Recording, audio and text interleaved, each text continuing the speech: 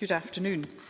Can I remind members of the COVID-related measures that are in place and that face coverings should be worn when moving around the Chamber and across the Holyrood campus?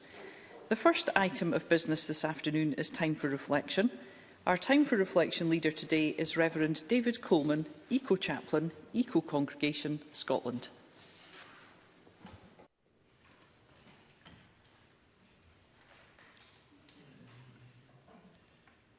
We're ringing a lot of bells this week. It's a traditional call to worship and challenge for injustice and evil. Let's presume I have your attention. What bells can we ring with words? I'm a Christian minister of good news, but in Christian scriptures, good news frequently takes the form of warnings, which we heed to our joy or neglect at our peril. The urgent warnings of climate science are nothing if not God-given. Today I'm attending COP in Glasgow. In the Parliament, you can see on the walls of the chamber representations of the people of Scotland who have elected you and whom you serve. But that's not the limit of your calling. There are all those without votes or the ability to vote.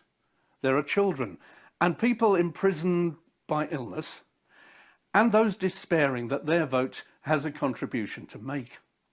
They too are the common concern of every human being who claims to love their neighbour, including refugees, who are and have been vital to shaping Scotland all the way back to St Mungo's foundation of this city where nations have come together so wonderfully and so imperfectly.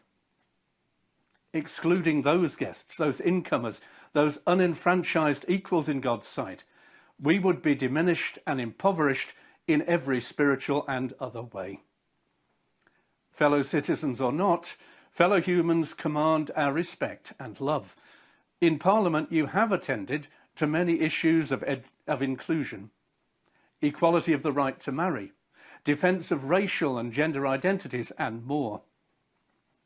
I hope that if the chamber were ever to be changed, that admirable wall with the figures will receive special attention to your evolving vision, so that as you meet, you are confronted not just by an elephant in the room, but the thousands of endangered species and habitats too, looking you in the eye.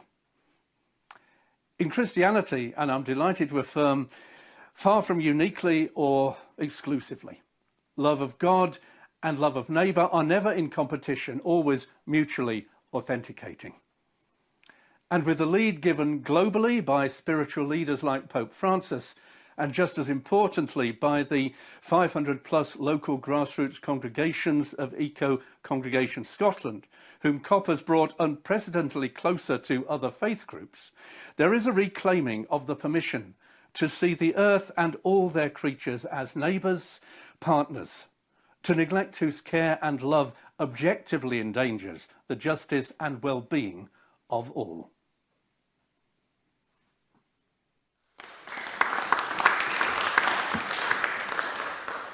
Thank you, Reverend Coleman. The next item of business.